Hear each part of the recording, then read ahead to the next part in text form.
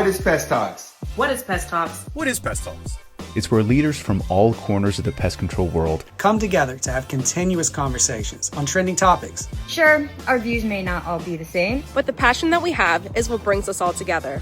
Pest Talks is pest control, expertise, experience, entertainment, social networking, social media, and trending topics coupled with technology. Listen in and join the conversation from a pest management professional's perspective.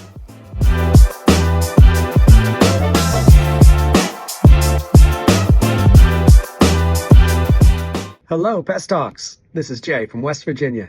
And what a great episodic trending topic we have this week. And so let's get right into it.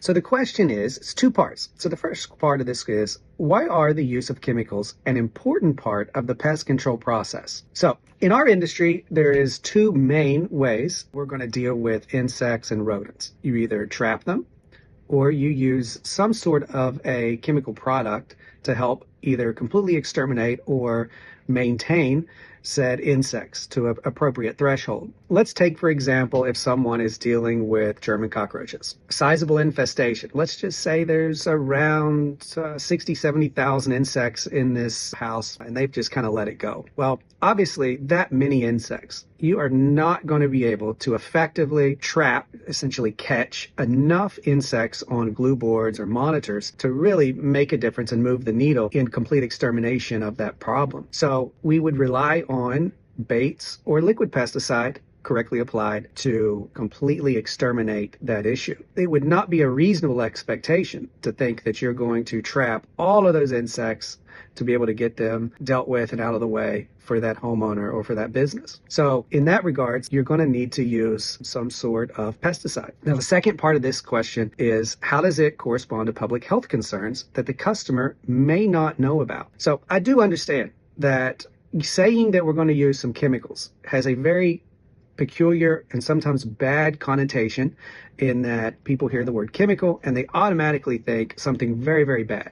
However, let me assure you, the products that a commercial pesticide company, a professional pest control company uses, all of them are tested by the EPA. They're all registered through the EPA. They have gone through so much testing and trials. These companies, the Bayers of the world, the BASFs, these huge conglomerate pesticide companies, they spend millions of dollars testing them in various situations, different populations, sensitive issues. And so I'm not so sure that the average customer realizes that all of these products go such under rigorous testing and they're under such scrutiny. Now, one could use pesticides incorrectly and hurt people. I don't want to disparage that at all. However, a licensed professional company typically has tons of training. They've had years of experience, lots of expertise. And so when you hire these type of professionals, they've got that coming with them when they come to service those accounts. So what do they not know about? One, they're not as scary as they may seem. In fact, they are probably a whole lot safer when they're used correctly than any over-the-counter product. Jay, I really enjoyed your answer, how you broke down thresholds, how chemical is heavily regulated by our government at the federal and state level. So they go through rigorous regulations to make sure that what we're using is effective, and we go through lots of training and licensing to be able to apply these chemicals. But I want to hit it from a different perspective. IPM, Integrated Pest Management, is in a nutshell, basically integrating different pest management or different plans of actions to help prevent a pest from coming into your house that just may not be a chemical approach. For example, sanitation, exclusion, like stopping them from coming in, proofing a house, or like Jay was saying, glue boards. But chemicals are a big part of that, and when applied safely through training and applied the way that they should be applied, individuals can be able to have their issue taken care of. I believe a lot of people don't realize that when they live in a structure or previously was nothing but dirt, or something wasn't there, or you had the regular environment, those pests were there before the house or the structure ever got there. So pests are just naturally going to kind of go in or burrow into something that wasn't there before, because that's the nature of a pest. Hence the word pest. Like, they're intruding, but they're not really intruding. They're just doing what they normally do. So what happens is, I think Not I think I know that the customer doesn't understand that certain pests can cause a real health concern. So a lot of times people are looking at, well, is this chemical safe? I get that a lot. Is this chemical safe? Chemical not used correctly is not safe, but chemical applied correctly is very safe. And what that does is that can actually be more safety for you, because we are using chemical depending on the bug that may be trying to get into your space or include your area. Like, for example, mosquitoes, right? They're flying pests, but mosquitoes have been known to carry diseases. They transfer blood constantly. So if a mosquito or an outbreak is happening and mosquitoes are transferring blood from one to another, then you best believe that if we don't have chemical used in the right context, according to our license and according to what the label says and our regulations, then how else will you mitigate mosquitoes? You can't just swat them to death, which is considered a mechanical control, right? You're not using chemical, you're using the mechanics of your hand or a fly swatter, but that's not the same as having a mosquito bait station where it's designed to cause a female adult to lay eggs and sterilize those eggs into larvae and then her take the fungus and then infect other things and die eventually. Those are chemical approach that will give you a better option than not using a chemical approach. So when you're looking at the health concerns, it's not just about all chemicals are dangerous, it's about what the pests could be dangerous. Rodents, and I know some of my other colleagues will jump on this, rodents carry bacterial diseases. There have been some people that have been passing away, unfortunately, from diseases that rodents carry, and those are trying to intrude in your house and eat your food and infect the food that you have and drink your water, and they carry diseases. And the IPM strategy, integrated pest strategy of taking care of them, is not only having a potential chemical approach, which could be a bait, but you could have a mechanical approach, which could be a snap trap. And then you could have a cultural approach, which is excluding the house or proofing the house so they can't enter. And you can have a biological control, which is a part of IPM. Get a cat, right? Rodents are afraid of cats. So I think education is super important to letting the customer know that pest control is really your superhero. And it's something that if wasn't around, man, it would be a lot of trouble, because there's a lot of places to live in the United States. And if there's no pest control, eventually somebody's going to be in trouble. I'm going to not really dive into it all the way because I want to leave some other pests if some of my other colleagues want to go on that route. But don't just look at it from a public health concern, which you can, about applying chemical correctly. You have to look at it from a public health concern from the pests that may be trying to invade your structure. So I think that's the truth that maybe somebody didn't know about how important pest control is and what we use to take care of the pests that are pesting you. I love my colleagues' perspective and take. Ryan, I just watched your polo, and Jay as well. I definitely agree with the integrated part and the use of non-chemicals versus chemicals. I would say chemicals are an important part of pest control because it eliminates, like Ryan said, disease carriers that contaminate our healthy ecosystem. There is a tolerance level that I think is involved with almost everything, right? Pest control is just one of those things. The public's perception is not necessarily understanding that even something organic has pesticide in it in order to control certain or mitigate certain pests. The traceable amount may not equal to much, but obviously there is a use for chemicals when it comes to that. Can you control pests with chemicals? Sure. Setting extreme temperatures can modify things as well, whether it's extreme heat, cold, you can always modify and do without. I think, like Ryan was saying, that would be a use of mechanical or biological control, their stark comparison. But obviously, we are pest managers and not exterminators. I feel like oftentimes with this group, we have a duty to show people outside the industry what this industry is really about and how beneficial it is, and give them tips and do all the good things that we've been doing already. Just listen to Jay's, Ryan's, and Ash's responses to this week's episodic trending topic, and you were all spot on in what you were talking about, and the perspective that each of you brought was amazing. So when you talk about IPM, and Ryan, Jay, and Ash, you all kind of talked on this already, it's about being smart and strategic with how we do pest control, right? A lot of times, often people, and you all hear it, often people think that, hey, I want everything just sprayed, and I want it sprayed everywhere because I have a pest and I want it gone. But that's the opposite of what we're trained to do. You can get rid of a lot of your concerns a lot of times with just IPM. And people often say, well, then why do I need pest control? Why do I need pest control if I can just do this? It's because when you get to a certain level and you get to a certain threshold that may not be comfortable for you, or when it becomes a public safety issue, then sometimes those other options that we've already exhausted, you have to take it to the product side of things, right? Let's focus on IPM for a second, right? We talked about sealing up cracks and eliminating food sources and water sources so the pest can't thrive, and monitoring the activity, right? Monitoring is a huge part of getting rid of a pest, right? We all know that. The goal is to always stop the pest, I would say, before it becomes a problem, before it reaches that threshold that you're comfortable with. But in reality, when an infestation reaches a point where it starts to threaten the health and the safety or the property, or like I said, when it's reached that person's threshold of what's acceptable, prevention alone isn't always enough. That's when we have to use a targeted chemical to go ahead and get rid of the problem, right? That's just a tool to our bag, right?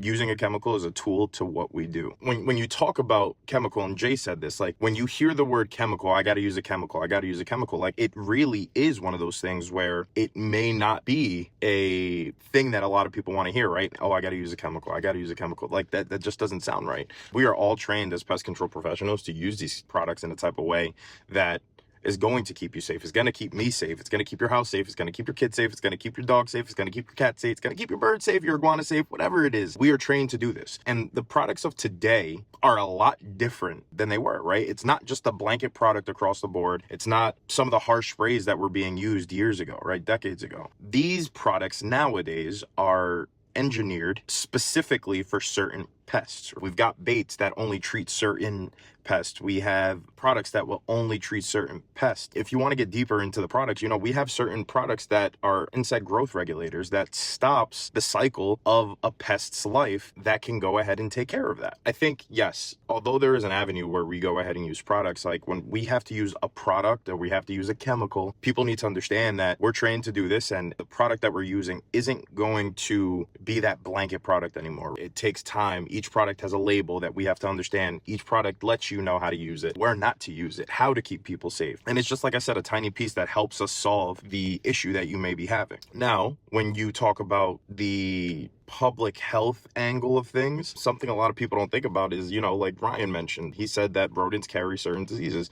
Yes, but cockroaches also can trigger asthma, right? Especially in the kids. Rodents, Ryan said diseases, salmonella, hantavirus. That was one of the biggest ones that we just saw. Leptospirosis, similar to mosquitoes, right? Mosquitoes can also transmit certain diseases. We saw that in the news a couple of years ago with the West Nile virus and the Zika virus. So there's a ton of pests out there that can actually get people sick, and sometimes that the chemical option that we need to use is going to help with that alone. So when chemicals are applied correctly, it breaks those cycles fast, right? They bring the dangerous population of what you're dealing with to a safer and manageable level, if that makes sense.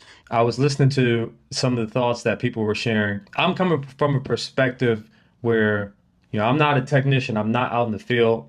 But the cool thing that I've had a chance to experience is getting out on the road with a lot of different pest control companies. So I'll share what I've learned, based on that perspective. So I'll go with Ryan first. One of the things he talked about is using, chemicals can help mitigate sometimes the disease that, pest carries. Mosquitoes may have a certain type of virus that can get spread easily, amongst people in a short period of time. And using a chemical solution, you're able to mitigate that from spreading. I think that's very, very vital. Rodents is another example. I think some of the viruses that can be deadly, that can come from rodents, could negatively impact humans. So sometimes the only way you can mitigate that is using some kind of chemical solution. When you think about public health and people worry about public health, there's two sides. Chemical companies that produce the pest control solutions that pest control companies use have spent billions of dollars on making sure that this stuff is accurate to that particular animal or that particular pest. I think David said this, and I think that was a great point. So there's a lot that goes into making sure that people stay safe. So you have that, you either use a chemical or you have the spread of some virus that could kill a lot of people. There's this narrative out in the public that they think about pesticides and using different solutions is harmful. And I think that mindset stuck back in like the 40s. I recently did a filming session with a company that was started in 1945. And one of the things that we talked about was the use, back then, DDT and chemicals like that was a solution that people were using. And later they found out how unsafe it was. So I think a lot of the public is stuck in the 40s, the 50s, where things were different. Things are very different today. Jay, in regards to the German cockroaches, and if you have a huge infestation, I mean, you're not going to get rid of them with bait traps. It's going to take some work. You're going to have to be methodical. You're going to have to think through things. Like David said, you're going to have to be strategic to figure out a way to eliminate that volume of pests because they're reproducing. They're constantly producing new offspring. And these pests are experts at surviving. Going back to one of the companies that we sat down with and filmed, he made a great point. They've been around since the ancient times, dinosaurs and before. They know how to survive and they know how to evolve, and they can do it pretty effectively and efficiently. One of the things that we have to understand is, like, as a homeowner, or if you're, just part of the public, you may try to apply a solution and you may be using the same solution for a long period of time. They might evolve from that and get stronger and be resistant to what you're doing. So having the pest control professionals come in and be able to come up with a strategy on how to mitigate and eliminate these pests from your living space is critical. David talked about monitoring. That's part of the process. You're studying behavior. You're trying to see what are the trends, what are the patterns, what are they doing, and how do we interrupt that pattern so they don't do what they've done for millions, billions of years, survive and evolve, but evolve in your home. You don't want that. There was, and then I kind of wanted to bring this example up because I thought this was really cool. We were out, and this was in Hawaii. We were doing treatment and we were doing a perimeter spray, and some of the spray got on a gecko. And the technician explained to me, because these companies spend so much money, these chemical companies spend so much money making it for a specific pest, that even though this got onto that gecko, it wasn't going to affect them. And I thought that was just so cool to understand the meticulous detail that has gone and behind the scenes to make sure that they can team up with these pest control companies to be impactful and solve a pest problem for you. I'll bring up another story. Again, this is from another ride along. On the ride along, we were treating for subterranean termites. At least I can speak for in Hawaii. In a matter of a week or two, a house can be decimated from termites, which is crazy. So imagine that you go on vacation and maybe you're going for a couple weeks, maybe you're going for a month, and you come back and your house is just not the way it was when you left. The pest control professionals are superheroes in the sense of they put thousands of hours in understanding how to identify certain species, come up with, strategic plans on how to solve them. And here's the thing. Things are always evolved. These things are always evolving. There's no by the book, you do A, B, and C, and then it's always going to work. You're paying these professionals to come up with a strategy to eliminate and get rid of these pests from your home. And that is not a straightforward plan. It's not they're going to come in and spray and pray and it's going to work. They're going to come in, assess, they're going to look at the behaviors, they're going to come up with a game plan, and they're going to see how that impacts those pests. And then they're going to make adjustments to keep coming up with a more refined solution to solve your specific problem. People sometimes worry about the risk that's associated with the products that we're using, and I completely get that. But every product that we use goes through rigorous EPA testing, and they test this product over and over and over again. Our technicians and myself, we are licensed and trained to go ahead and use these products. We're trained to make sure that we're using the best product, but also keeping in mind about the environment and what the consumer wants. You can't get rid of a pest without inspection, without trapping, without using a product sometimes. So it takes all of integrated pest management working together in an effective way for us to do our jobs properly. Me personally, I love to teach, right? I love to teach people about what we do, how to better themselves, understand this industry in a way that they may not understand it. I love doing that. I love doing that. And it's always interesting to me when you see those certain situations where people don't want product. They never want product. I can't stand product. And, okay, you're the consumer. We will listen to what you need. How quickly that turns into use whatever you got to use, please. Use whatever you got to use to get rid of this pest. This is a really loaded topic. I could talk about this for a really long time. So I'm going to try to be very succinct in my delivery here. First thing, if you imagine that a pest control professional is coming to your house and doing an actual application, I'm going to guess that you might think he's probably going to spray around the house. I don't know what he's spraying, but he's spraying something, right? Because that's probably a staple of the majority of pest control treatments that people get, is some type of what we call a chemical control method. It's a product application around the perimeter of the house, or a granule application, or whatever it is, cracks and crevices, you name it, you got it. However, there are so many more control methods that pest control professionals have available at their disposal that the public just does not know about. And honestly, that's kind of the point. We do a lot of work in the background, and what you guys get is a comfortable home that's relatively pest-free. At least it's, above that threshold that you're not trying to deal with bugs. And that's it. But I want to talk about some of these things because I think it's really important. And the more that the public actually understands about what we do, I think the better their experience is going to be. So first thing is, all pest control professionals, at least the good ones, are inspecting around the home before they do any applications. The reason for this is because we want to know what's going on, how long it's been going on, where it's going on, and I want to have a good identification of whatever the pest issue is. And that kind of leads to that second thing, which is pest identification. But I'm going to spend some time looking around the house, and I'm looking for conducive conditions. I'm looking for pest evidence. I'm looking for the pest itself. I'm looking for future problems that could come to be because of some issues. I'm looking at past issues that could be a problem. So for example, if I see conducive conditions that could lead to pest issues, I'm going to be talking about that. If I see previous issues or previous pest damage on a structure from termites or powder post beetles or carpenter ants, I'm going to talk about that, right? Because as pest management professionals, that's important information to us. And as homeowners, it's going to be important information for them too. So inspection is key. Identification is key, which leads us to the next thing, which is non-chemical control methods. A lot of people don't really know that there are non-chemical control methods, especially if you're not part of the pest control industry. But the first part of that, and Ryan already talked about this, is cultural control. That has everything to do with educating people on how they can reduce the conducive conditions for pest issues.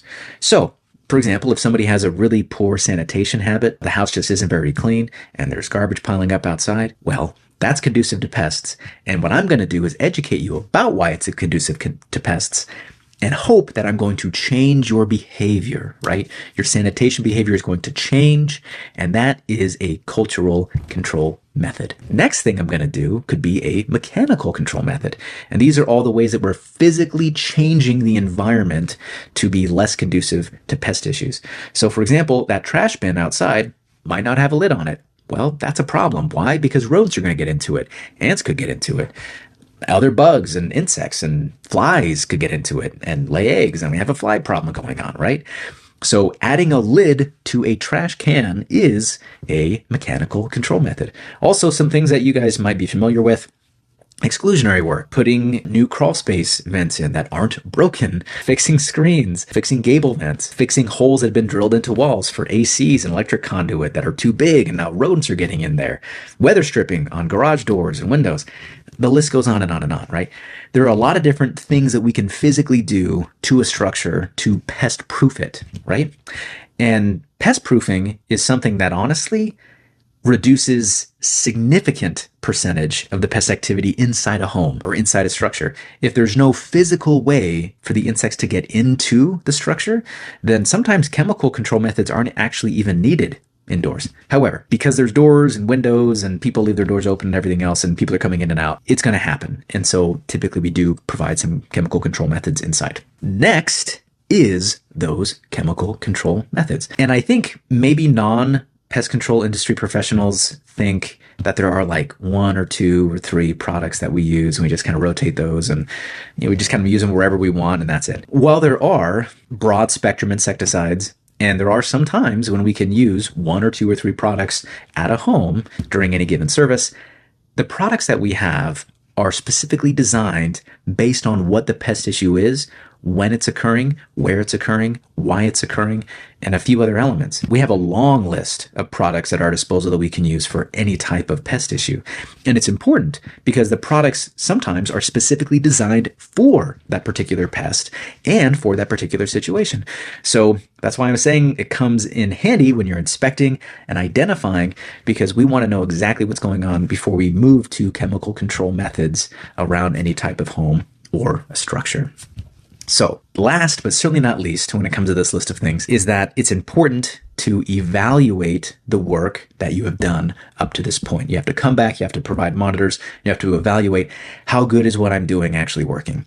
Because I can inspect, I can identify, I can do, mechanical control methods, I can do chemical control methods. But if I don't come back and actually check and see how well all that stuff's working, then I'm not really doing my job. Mother Nature is very, very difficult to control. And as a pest management professional, I learn this all the time. And sometimes you do an application on a house and it works wonderfully and it's great and everybody's happy. And sometimes you do the exact same service in almost the exact same situation for someone else and it does not work. And that's because Mother Nature is a dynamic enemy that you're trying to battle against. And sometimes you win and sometimes you lose. And most of the time what you're trying to do isn't necessarily winning or losing, but just trying to find an equilibrium where your client can be happy and Mother Nature can be happy. It's not pest elimination, it's pest control, right? I think Jay mentioned this. There's a threshold of comfort that people have in their homes. And sometimes the pest that comes in exceeds that threshold, and all of a sudden we come in to take care of it and get that pest activity back down below the threshold for which people are comfortable with. While pest management professionals are very good at protecting peace of mind and protecting comfort at your home or your place of business, the real big fish that pest management professionals are trying to fry are protecting things like the food supply worldwide, where bugs do damage to millions of tons of food each year that costs billions of dollars. We're also trying to protect structures and the infrastructure against pest damage, termites and carpenter ants that also do billions of dollars of damage to structures every single year. And then we are, of course, protecting the public health. Vectors of disease are a big, big problem. And you probably heard about things like West Nile, or things like malaria for mosquitoes. But also you have problems that rodents vector, which are over 35 different diseases, which is a really big issue. If you have rodents inside your house, the odds of you having some type of issue related to that go up significantly. The rodents don't have to bite you. You don't have to touch the rodents. But if they end up crawling across something that you eat or that you are going to touch, or they poop or pee or gnaw on something and they transfer that pathogen to you, now you have it. And that's a real big issue. So public health, structural health, and food health are 3 big things that the pest management professionals are trying to protect against pests. And sometimes we're going to be using chemical control methods to do that. And we are picking the lesser of 2 evils, right? Now, if we can use mechanical control methods and cultural control methods and all those other non-chemical control methods, we will, right? And we do. We inspect, we identify, all that stuff comes into play. But at the end of the day, sometimes we are trying to develop products that are specific to protecting those things. And a lot of the products that we have now are specific for those pests and specific for those situations. So when you see and hear about pest management professionals doing chemical applications for the protection of those things, you should know that those products are specifically designed with the health and safety of people in mind, as long as those products are used in accordance with the label, which is the law. I've enjoyed hearing everybody's answers, and I've learned a lot personally from hearing everybody's answers to this episodic trending topic. One is chemicals have come such a long way. There's so many scientists and just masterminds in this industry who have spent years of their lives, years of time and money trying to get the best product on the market. And I truly believe there's so much more to come. The evolution of it over the years, it is the best it's ever been. I feel like it matters who's behind the product, right? Like who's using that product, the training, the approach, the control method that the pest professional is using with it makes a world of a difference. And like Alex, I come from not a chemically applied pest control background. I don't really even have a pest control background other than being a marketing journalist, reporter type of individual in this industry, sharing these stories, right? And telling the world how great this industry is. That's really like my main job, is to help grow companies and to help get product names out there, people's names out there, and to share the stories of how the grassroots stories that come from this industry. So my perspective is going to be a little different. You know, what's funny is I was talking with a coworker for the company that I work for, and she was telling me about an issue that she has with silverfish. I'm pretty sure is the insect or the pest. She was just like, I can't figure it out. Like, why, where are they coming from? Like, she was asking me all of these questions, and she was like, I want to call a pest control company, but I don't want them to use chemicals. And I was just like, girl, one, don't be afraid of the chemicals. Make sure you're choosing a company where they're going to be using the chemicals properly. Don't let the chemicals scare you. We have this like perception as a society around protecting our people, our pets, protecting our belongings, right? Our home, the things that we invest our life savings in. And I think, I mean, I can't speak for obviously everybody in this industry, but I think as a general consensus as a whole, our mission in this industry is public safety, public health. So I don't think it's necessarily the chemicals that need to be scary. I think it's more so making sure that the proper training in this industry is being provided. I've never hired a pest control company. I've never been a homeowner generally right now, like with myself. So one day, the next home that I buy, I'm calling somebody and I'm gonna say, hey, just give it a really good spray, do whatever you have to do, just as a preventative measure. And that gets overlooked. Don't overlook the power of the product, because the right people are behind these products, making sure that they're not going to harm. As an outsider now, 3 years in, kind of being more on the inside, I would have had that same perspective, you know, but I think it just really comes down to education, awareness, learning that it's okay to use chemicals and it's okay to not use chemicals. Great answer so far, everybody. Jay, very good answer. Ryan, really good answer. Ash, Alex, Eric, of course, great answer. All of you guys really sums up some of the great reason why the use of chemical is important as part of integrated pest management. To me, chemicals is definitely another tools in our bag as professional. Is it always the first thing? No. Due to our training, chemicals is usually a last resort. Of course, there's a public perception that when we show up, we just got to spray our entire house. But in reality, that's not how that works. Eric mentioned it. We do an inspection. We identify. Then we figure out what are the natural way or the mechanical ways of getting rid of a problem, which you guys already named some of those ways. And then chemical is usually the last resort, because there are plenty of instances where just the natural or the mechanical solution or it is not enough to solve the problem. Jay give a perfect example. If somebody have thousands of roaches in their home, you're not going to show up and put some glue boards down and expect it to solve. You're going to need something stronger to help speed up the process. So to me, chemical a lot of time comes into play when it comes to speeding up the process. We are living in a time where everybody wants result instantly. And that's the reason a lot of companies usually jump to using chemical product to solve the problem, because a lot of time it will help with speed in conjunction with the mechanical process that we can use to solve your problem. For example, you're having mice. The mechanical way of solving it would be just traps and closing up the openings. So some companies will close up the openings, use traps, and use bait, which would be a chemical in that instant. So the more you use, the more options you lay out, the quicker you're able to solve that problem, but the more effective, because at the end of the day, we are living in a time where most people want things done quick, efficiently. So if you have hundreds of roaches in your home and I try to just use traps and natural product, there's a chance it's going to take me longer to solve that problem versus if I have all the tools that's available to me to solve that problem. So to me, I feel like a lot of companies veer towards using chemical right off the beginning because they want to get that problem solved as quick as possible. So they're going to use all the different method within IPM to try to get your problem solved within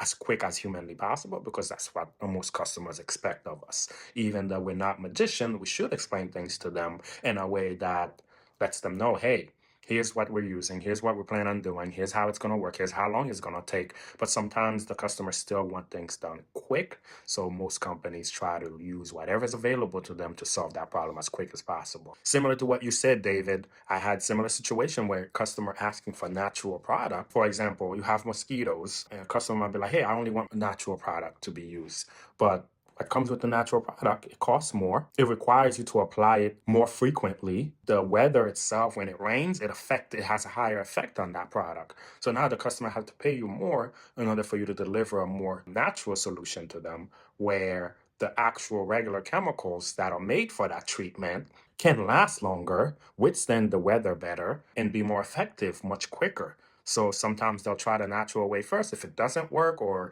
is not as effective, then it'll ask us to use regular product or regular chemical to solve that same problem. So a lot of time I feel like chemicals is used in terms of efficiency, speed, and that's the same for us. That's the same for every company. But regardless what product or chemical that's being used in your home, know that a licensed professional is using it is never the same as a random person using that product in your home, not so effective way or a dangerous manner that can harm your family. When you think about, especially a restaurant, they have public health inspectors coming in. They're not just looking at the sanitation of the restaurant. They're making sure that they don't have pests or rodents running over the food, because that is a big no-no. That could cause a lot of issues for the public health. If you're in public transportation, you know, bed bugs are travelers. A lot of times they can get caught in movie theaters and buses, airports, hospitals, medical offices. So things like that, you know, they have to bring us in to take care of the bed bugs, so then it doesn't, you know, keep continuing to be a bigger problem like what they saw in Paris, that huge bed bug outbreak. I'm so glad that that did not happen here.